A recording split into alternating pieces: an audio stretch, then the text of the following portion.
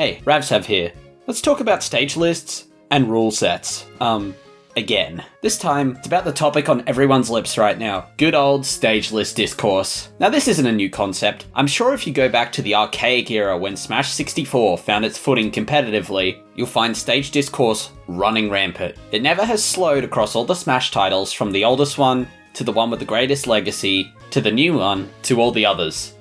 So why not? Let's stoke the flames of debate and get another idiot with a platform talking about stage lists. Today, we're going to have a bit of fun and talk about the different stage lists, compare it to some other discourse that's similar, and work out why this is such a circular debate. Come along for the ride. So let's start with a simple question. Where does stage list discourse come from? Well, the very beginning actually. As each Smash title became competitive, the endless debate in each scene focused on what is a fair and legal tournament stage. Some games worked it out, while some took some weird roundabout ways to get their answer. But let's focus on Smash Ultimate. To prove my point, let's have a peek at the stage lists across all 4 editions of Genesis throughout Ultimate's lifespan. Genesis 6 was an 11-stage rule set with 5 starters, 6 counter picks, 2 bans, DSR, and some frankly odd stages that would never see the light of day now, like Unova, Castle Siege, and Yoshi's Island Brawl. Genesis 7 trimmed the fat with an 8-stage stage list, with 5 starters and 3 counter picks, with not a single odd counter pick this time. They maintained 2 bans and DSR. Genesis 8 saw a couple tweaks in the event's 2-year hiatus, with Lilac cut from the rotation to make 5 starters and 2 counter picks, with the regular 2 bans but now modified DSR in place. Genesis 9 saw the return of Lilac but also had 3 bans this time. The big changes this time came courtesy of the removal of DSR and swapping to the style of EU and Oz rule sets, where characters are chosen before stage. This is one tournament series. You can see how inconsistent a rule set can be. It's a living nightmare for traveling players who have to prepare game plans in a different way based on how stages, DSR, character or stage first, and bans change from event to event. Some might not see the issue, but the concept of having the ground rules being tweaked every time you go to an event is enough to drive you insane. And it's not even a new problem. It's plagued Smash scenes since the early days. The common issue, however, lies in another discussion. So we're going to talk about Minecraft Steve. Seems completely unrelated, but trust me, it's going to connect back up in a bit. Oh wait, I'm talking about Steve, so this needs a disclaimer. Listen, insert overseas viewer.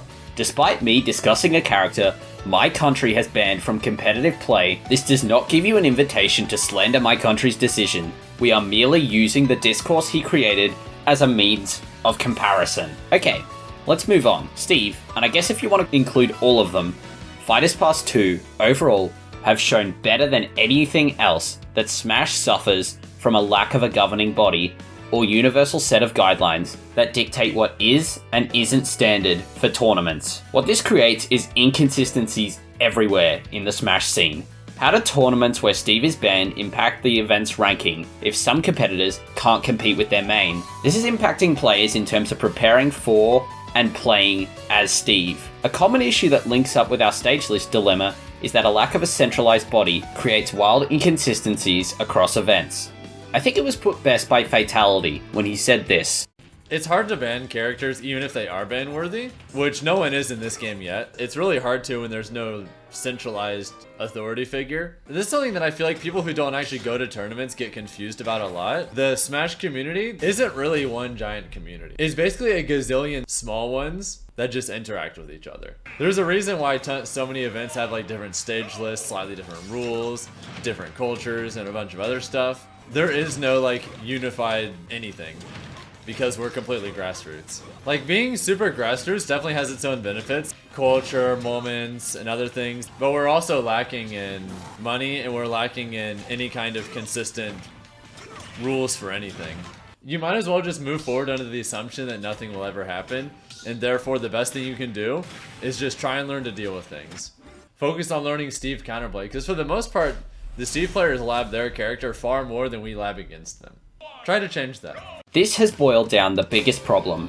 Thanks to the grassroots level Smash operates at, there's no way to put together a universal body which can help dictate rule sets. Even if something was to come together at this point, Smash is such a global game. The amount of representatives you would require on a universal body would get you nowhere. Each region is more so focused on what fits their scene rather than what would make most sense globally. It is no different to players in your scene wanting a stage list change or something to benefit their character. Reaching a point where a group of tournament organizers and players globally come together to decide on a rule set is a swell idea on paper, but in practice ends with the same discourse that has gone around forever, where everyone's out to push their character's advantages a little further, or even push their region a little further. There is one last area I want to discuss before we begin to wrap up. Smash gets a lot of eyes on its events compared to a lot of FGCs.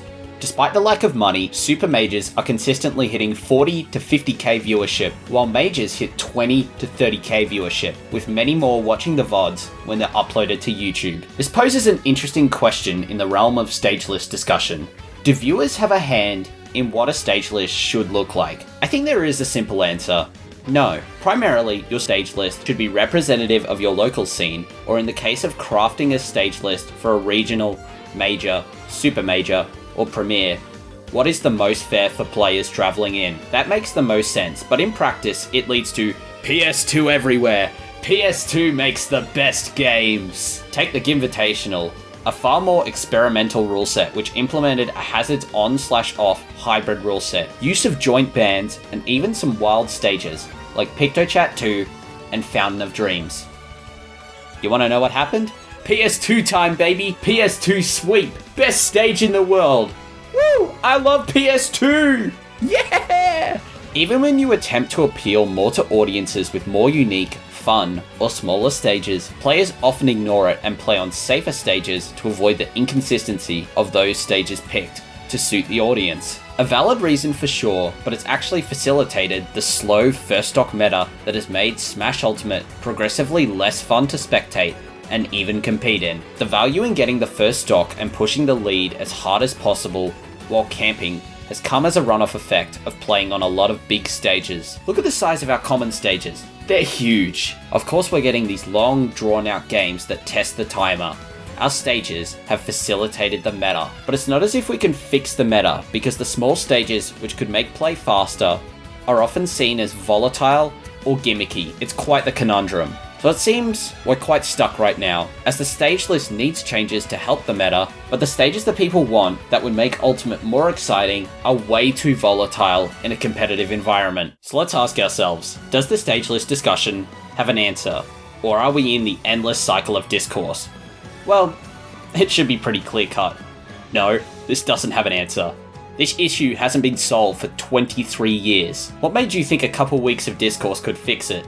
But what I will say is if you're a traveling player who wants to complain about rule sets being different everywhere you go, what are you doing? You should know you won't get that pretty and shiny universal rule set you want. It's not ideal, but you have to deal with it the same way everyone else has. It's part of competing. It's not common for an entire nation to have a universal rule set, so if you are in one of those regions, like me, be sure to relish that, as being able to travel interstate with no rule set changes is a rare opportunity. However, I will add, if you think there's legitimate grounds to change your local or your region's rule set, speak with your TOs. If you genuinely believe there are tweaks that can be made to the rule set or stage list to avoid playing on the same stages over and over, to maybe boost viewership or attendance, or even just to make the meta more fun and avoid that first stock meta, just whatever you do, don't make stage or rule changes purely in the selfish interest of benefiting your character.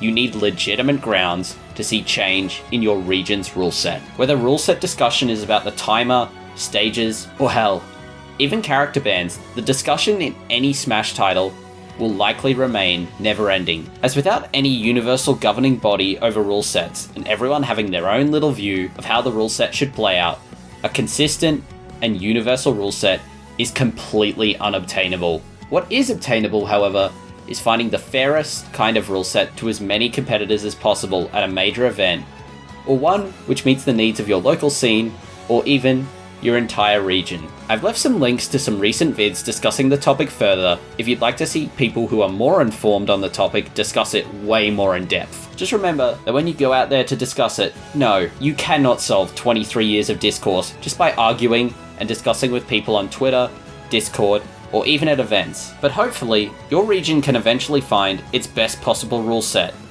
But that's a wrap from me today. I've been Ravsav.